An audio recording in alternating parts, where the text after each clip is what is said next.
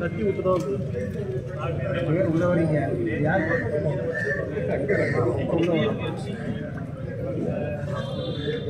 முன்னாடி எவ்வளோ வேலை கஷ்டங்கள்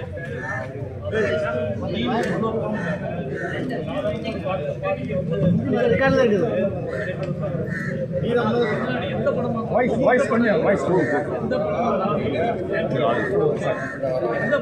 தயவுசெய்து இன்னொரு அங்கேயே சொல்லாதீங்க. ஏன்னா எல்லாருமே கஷ்டப்பட்டு ஒரு படம் எடுக்கிறது எவ்வளோ கஷ்டம் எவ்வளோ வரைன்றது எனக்கு தெரியும். அதனால யாருமே விமர்சனத்தை பாசிட்டிவாக சொல்லுங்க. படமே நெகட்டிவாக இருந்தாலும் பாசிட்டிவ் விமர்சனம் பண்ணி இந்த படம் எந்த படம் ஒரு யூனியனே இருக்குது. அது பார்த்தீங்கன்னா ஒரு சினிமா துறையில் எவ்வளோ லட்சம் பேர் வேலை செய்கிறாங்கன்னு யோசிச்சு இந்த படம் எப்படி இருக்கு நல்லா சொல்லுங்க.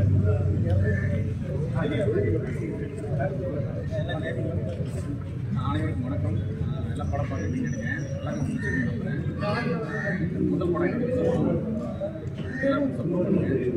படத்தில் இருக்கலாம் பட் ரியல் லைஃப் வந்து அதனால படமே அப்படி பிளான் பண்ணிட்டேன்.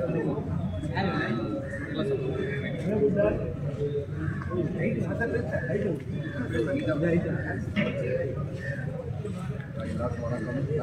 வணக்கம். Thank you so much. ரொம்ப ஆனந்தம். நான் ரொம்ப எல்லா படமே ரொம்ப கஷ்டப்பட்டு எடுத்துனாங்க. நாமளும் ரொம்ப எஃபர்ட்ஸ் போட்டு எடுத்துருக்கோம். படம் right honest reviews. I think you made decent support தான் இருக்குது. Thank you so much. தேங்க்ஸ் வணக்கம்.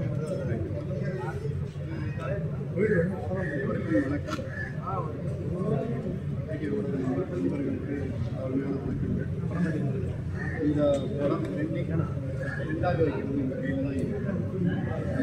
எப்பயுமே கண்டென்ட் ஓரியன்ட். ஸோ நிறைய சொல்ல கதை கேட்ட உடனே இமீடியட்டாக அந்த படம் பண்ணணும்னு ஆசை. அந்த அளவுக்கு முக்கிய விஷயங்கள் இந்த படம் என்னுடைய உதவியில் இல்லாமல் இருக்கிற நீங்கள் தான் இந்த படத்தை நல்லபடியாக கொண்டு போய் செய்யணும். படத்தோட கதாநாயகன் ஒரு நடித்த நடிகர் கலையரசு இன்னொரு ஸோ இவங்கெல்லாம் பிரமாதமாக கடிச்சிருக்காங்க. உண்மையிலே அந்த செட்டுக்குள்ள வேறு பேரில் இருக்கிற ஒரு involvement main director and cinematographer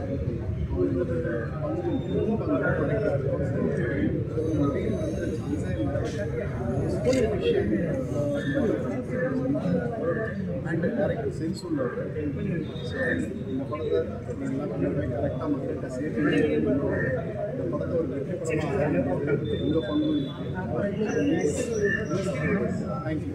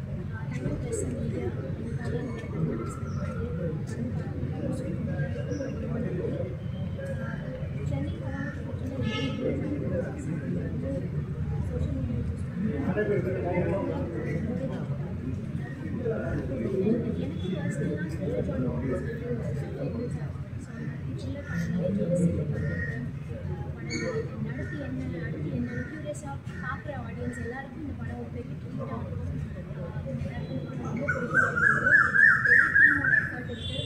so இந்த கிட்ட நாங்கள் போய் சேர்த்துட்டோம். இந்த ரெண்டு படம் சேர்த்துக்கிறது எங்களோட கதை மட்டும்தான்.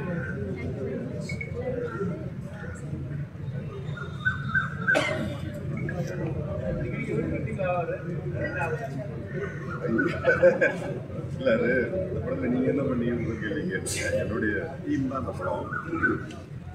ஒரு ப்ரெஸ்ஸில் வந்து என்ன சொல்லக்கூடாதோ அதை சொன்ன ப்ரொடியூசர் இருக்காங்க. ஒரு ப்ரெஸ்ஸில் வந்துட்டு நல்லா எழுதுங்க அப்படின்னு சொல்லி கெஞ்சி தான் கேட்குறோம். நீங்கள் நல்லா எழுதிடுவீங்கன்னு சொல்கிறது எந்த வகையில் அவங்க நல்லா எழுதிடுவாங்க. ஒரு படம் பார்த்துட்டு வெளியில் வரும்போது ப்ளஸ் அவங்களுடைய முகங்கள் வந்து நம்ம எவ்வளோ தெய்வங்களை கும்பிட்றோமோ அந்த முகங்களுக்கு சமம்.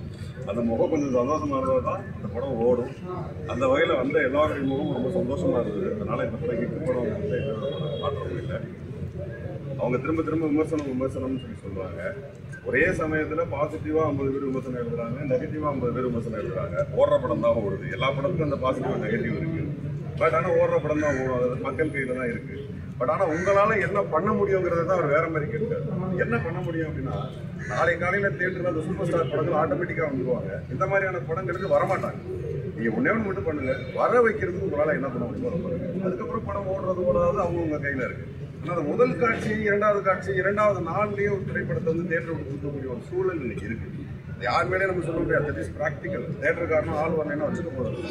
ஆனால் அதுக்கு ஆள் வர்றதுக்கான இன்னைக்கு இருக்கிற ஒரே ஒரு சாத்தியக்கூறு இந்த கேமராவும் உங்கள் கையில் இருக்கிற பேனாவும் உங்கள் கையில் இருக்கிற சிஸ்டம் தான். அது உங்கள் கையில் தான் இருக்குது. அவர் கேட்குற மாதிரி நான் கேட்குறேன், நான் வேறு மாதிரி கேட்குறேன், ரொம்ப ரெக்வஸ்ட்டாக கேட்குறேன், பணிவாக கேட்குறேன். வெள்ளி சனி ஞாயிறு கூட்டம் என்பது உங்கள் கையில் இருக்குது. அதுக்கப்புறம் அதை அவங்க தீர்மானிச்சிருக்கோம். ஸோ ரொம்ப நன்றி வந்து அத்தனை பேருக்கும். ஆனால் அவங்க முகத்தில் இருக்கிற சந்தோஷம் இந்த படத்தில் வெற்றியை தீர்மானிக்க நம்புகிறேன். தேங்க்யூ. நீங்க வந்து உயிரோடு இருக்கிற ஷூட்டிங் அதனால வருது. நல்லா இருக்கு படம், நல்லா இருக்கு. பாசிட்டிவ் ஆட்டோமேட்டிக்காக ஒரு கவலைப்படாதீங்க. ஆனால் நீங்கள் வந்து பெரிய லெவலில் ஆரம்ப காலத்தில் சுவாரஸ்யமாக இருந்து பிக் பாஸில் படமாக எடுத்த மாதிரி இருக்குது. வாழ்த்துக்கள், நல்லா இருக்குது. ஆனால் அந்த டிவியில் ஒரு விவாதம் போயிட்டு இருக்குது. நாங்கள் ப்ளஸ்ஸாக விமர்சனம் பேசணும்னா காசு வாங்கிட்டு பேசுகிறோம்னு அந்த நிகழ்ச்சியில் சொல்கிறாங்க. ஆனால் வந்து அப்போ நீங்கள் ஆனால் ப்ளஸ்ஸாக பேசணும்னு ரிக்வஸ்ட் தான் பண்ணுறீங்க. ஆமாம் சார், நானும் பத்திரிகையில் நிறைய பத்திரிகைக்காரங்க காசு கேட்குறாங்களா உங்களுக்கு? நான் ஒரு 15 வருஷம் பத்திரிகை எக்ஸ்பிரஸ்லேயே இன்டர்வியூ பண்ணியிருக்கேன். ஸோ அந்த பெயின் எனக்கு தெரியும். பத்திரிகையாளரோட பெயின் சார். இவ்வளோ மன கஷ்டப்பட்டு சொன்னீங்க. ஒரு 2 வாரத்துக்கு முன்னாடி ஏதோ இன்ஃப்ளூயன்சர் ஷோ போட்டிங்களா? அதை பற்றி உங்களுக்கு கருத்து சொல்லுங்கள். ஏன்னா இன்ஃப்ளூயன்சர் தான் வேணாவே முடிவு பண்ணியிருக்கோம். அப்படி கிடையாது. ஏன்னா ஒரு நிமிஷம் சார் நான் சொல்லிடுறேன். அவங்க படத்துக்கு வந்து பேமெண்ட் வாங்கிக்கிறாங்க. வாங்கிட்டு என்ன பண்ணுறாங்கன்னா படத்தை ரிவ்யூ கொடுத்துட்றாங்க. கமெண்ட் எல்லாமே திட்டும் போது கமெண்ட் ஆஃப் பண்ணிடுறாங்க. ஸோ வந்து அவங்க செலவு பண்ணுறது ஒருத்தான். இது எல்லாமே எல்லா முயற்சியும் நம்ம எடுத்தாலும் ஒரு படத்தை வந்து சேர்க்கக்கூடிய சூழ்நிலை எனக்கு அது இஷ்டம் இல்லை. பட் வேறு வழி கிடையாது. எல்லா விஷயங்களும் பண்ணணும். அப்போ பண்ணால் தான் சோஷியல் மீடியா ப்ரொமோஷன் டாக்ஸிக்கலாக தெரியாது. பட் பிரிண்ட் மீடியா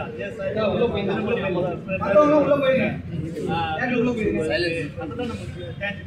பட் இந்த காலகட்டத்தில் நம்ம இதெல்லாம் பண்ணிட்டு ஆகும். கட்டாயமான ஒரு இல்லை சார், சினிமா சம்மந்தப்பட்ட யூடியூப்பு சேனல்ஸு பேசுகிறவங்கெல்லாம் வந்து பார்த்தீங்கன்னா சினிமாவை வச்சு கொண்டு வந்துடுவாங்க தேட்டருக்குள்ள. சரிங்களா? இது மாதிரி இன்ஃப்ளூயன்சர் வந்து அவங்களோட ஃபாலோவர் தேட்டருக்காக மட்டுமே வந்து இது வச்சு பண்ணுறாங்க. ஆனால் வந்து அவங்களால தேட்டருக்குள்ள ஆடியன்ஸ் கொண்டு வர முடியுமா? தேட்டருக்குள்ள ஆடியன்ஸ் யாருமே கொண்டு வர முடியாது. அப்போ நான் கொண்டு வர முடியாது. என்னாலே முடியாது. வேற யாரும் நீங்கள் பண்ணாதான் அது முடியும். இதே ரஜினி படம் அஜித் படம் வச்சுருக்கேன். நம்ம எதுவுமே கஷ்டமாக 3 நாள் ஓடுனாலும் எந்த வழிகாக தான் சார். அது 3 நாள் 1 நாள் எங்களால் தான். நான் தான் பத்திரிகையில் இருந்திருக்கேன். எனக்கு தெரியாத அந்த வழிகாட்டி டேரக்டர் சார், இது வந்து மக்களுக்கான படமா இல்லை வந்து இன்ஃப்ளூயன்ஸுக்கான படமா? சார் ஆக்சுவலி என்னன்னா, அந்த மக்களுக்காக, அதாவது சோஷியல் மீடியா கண்டென்ட் கன்சியூம் பண்ணுற மக்கள் வந்துட்டு அவங்களுக்கு தேவையில்லை. அவங்க ஏன் திறமை இல்லாதவங்களும் ஏன் ப்ராப்ளம் ஆகுறீங்கன்னு சொல்லி ஒரு டாக் பண்ணிட்டு அதனால நம்மளுமே வந்துட்டு யார் திறமையாக இருக்காங்க இந்த திறமை நம்ம சமூகத்துக்கு எந்த அளவுக்கு தேவையானது அப்படிங்கிற மாதிரி இருந்துட்டு அதை பண்ணாதுக்காக கன்சியூமர்ஸ் அவங்க சைட்லையுமே பேசியிருக்கோம். அதே மாதிரி கண்டென்ட் போடுறவங்களே வந்து ஒரு பொறுப்புணர்வோட போடணும் அப்படிங்கிறத நாங்கள் இன்டெரக்டாக சொல்லியிருக்கோம், சட்டிலாக சொல்லியிருக்கோம். ஓப்பனாக வந்து மெசேஜஸ் வீடியோ அரை நிறுவனமாக போடுறாங்க, அது உங்களுக்கு கருத்து அதுதான் பண்ணக்கூடாதுன்னு இருக்கும். அதாவது கனிமொழி சொல்லுங்கன்னா பட் ஆனாலுமே ஒரு பொது வெளியில் போகும்போது அதை இந்த மாதிரி அது எப்படி போய் சேருங்கிறத தெரிஞ்சு ஒரு செல்ஃப் மாரல் ஒன்று வேணும்னு நினைக்கிறேன். இன்னொரு கண்டென்ட் போட்டாலும் ஒரு செல்ஃப் மாரலாக அதை போஸ்ட் பண்ணால் கொஞ்சம் சமூகத்துக்கு இதாக இருக்குங்க. பட் வைரலாக மட்டுமே நம்ம ஒரு சில விஷயம் தப்புன்னு தெரிஞ்சே பண்ணுறாங்க. அவங்களுக்கு அந்த வந்து அந்த கிழிச்சு வந்து கிரியேட் பண்ணுற மாதிரியான ஒரு கண்டென்ட் இருக்குது. இது பார்க்கும்போது அவங்க நம்ம போடுறது இதையும் கம்பேர் பண்ணி பார்த்துட்டு அது அவங்களே ஓன் சென்சர் பண்ணிக்கிறாங்க. மக்களுக்கு ரியாலிட்டி ஷோ நீங்கள் காட்டுறீங்க. ஆனால் யூடியூப்பரை கொடுத்துட்டு வந்துட்டு ரியாலிட்டி ஷோ கேம் வந்து கேம் பண்ணாக்கா அதில் நிறைய பேர் தற்கொலை பண்ணி செத்துருக்குறாங்க. ஆனால் நீங்கள் யூடியூப்பையும் ரியாலிட்டி ஷோ ஒன்றா கம்பேர் பண்ணி சொல்லியிருக்காரு. சரி, யூடியூப் அதில் ஆக்சுவலினா இது யார் வேணாலும் சொல்லியிருக்காங்க, ஒரு ஐடி கூட போய் சொல்லியிருக்காங்க. ஆனால் இப்போ இது வந்துட்டு நம்ம சமூகத்துக்கு யாருனால ஒரு பாதிப்பு ஏற்படுதுன்னா நீங்கள் ஐடி கூட விட நம்ம அன்னெசரியான கண்டென்ட்லாம் போடுறதுனால அதெல்லாம் பார்த்தீங்கன்னா இப்போ அவங்களுக்கு தான் கொடுக்கணும், ஐடி கம்பெனியை விட இவங்களுக்கு தான் கொஞ்சம் கொடுக்கணும். சார் லைட்ஸ் கமெண்ட்ஸ்க்காக வந்து எல்லாம் வேணா பண்ணுவாங்க ஒரு ஆள் இருக்காங்க. ஆமாம், அதனால் லிமிட் தெரிஞ்சுக்கணும். அந்த லிமிட் தெரிஞ்சுட்டு அந்த லிமிட்டில் தான் ப்ளே பண்ணணும் அப்படிங்கிறத. ஆடியன்ஸ் ஐக்கியூ நன்னுமே ரொம்ப நல்லா அழகாக பியூட்டிஃபுல்லாக ஃபர்ஸ்ட் 60 minutes ப்ரீஸி அவங்களோட அந்த பிரியாயும் அந்த கலையரசனும் அந்த மூணுகீதத்துக்கு அப்புறம் அந்த ஹஸ்பண்ட் ஒய்ஃபோட அவ்வளோ ரியலிஸ்டிக்காக அவங்க கதைக்குள்ளே வந்துட்டாங்க. செகண்ட் ஹாஃபில் கொஞ்சம் ஸ்டம்பிள் பண்ண மாதிரி இருக்குது, வேரியஸ் கேரக்டர்ஸ் கொண்டு வந்தது.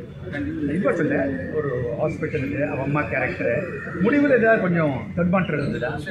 நம்ம லாஸ்ட் இதுவாக கேட்கல, நெகட்டிவாக கேட்கல, பாசிட்டிவாக தான் கேட்கல. லாஸ்ட் 50 minutes பற்றி நம்ம பேசணும்னா நிறைய விஷயம் தெரியல. சரி, அதனால் இப்போ என்ன பண்ணால் எல்லாமே ஒரு ரீசன் இருக்குது. கிளைமேட் பார்த்துருக்கீங்க, இதெல்லாம் சேர்ந்து தான் கொஞ்சம் கொஞ்சமாக அப்படியே கல்குலேட்டே ஒரு இடத்துல போய் பிரேக் ஆகும். அதாவது ஸ்னோபால் எஃபெக்ட் மாதிரி எல்லாமே கேரக்டர் சீன்ஸில் போய் கிளைமேட் என்ன ஆகுது அப்படிங்கிறத அதிகமாக அதாவது இப்போவே என்ன சொல்கிறாங்கன்னா 2 கேரக்டர் தான் இருக்காங்க, இது கொஞ்சம் ரிலீஃப் ஆகுது அப்படின்னா என்ன இருந்தது? இல்லை இன்னொன்று அந்த அம்மா கேரக்டர் சொன்னீங்க, அதுக்கு கனெக்ட் சப்போர்ட் பண்ணி சும்மா வந்து கதைக்கு குழந்தைங்க டிரைவிங் அதனால் கண்டிப்பாக தேவைப்படுதுன்னா செகண்ட் ஹாஃப் இது ரெண்டாவது படம் எடுத்து பிளான் இருக்கா? செகண்ட் பார்ட் இது எப்படி நீங்கள் கொண்டு போய் சேர்த்துறீங்கன்னு சொல்லிட்டு ஓகே ரியல் கப்பலா சார் ரெண்டாவது பார்ட் சாந்தனோட அவரோட இல்லை சார் ஐடியா வச்சுருக்கோம். இது எப்படி ரிசீவ் ஆகுன்னு பார்த்து தான் நீங்களாம் கொஞ்சம் சப்போர்ட் பண்ணீங்கன்னா கண்டிப்பாக அடுத்து இன்னும் okay sir. Okay sir, thank you.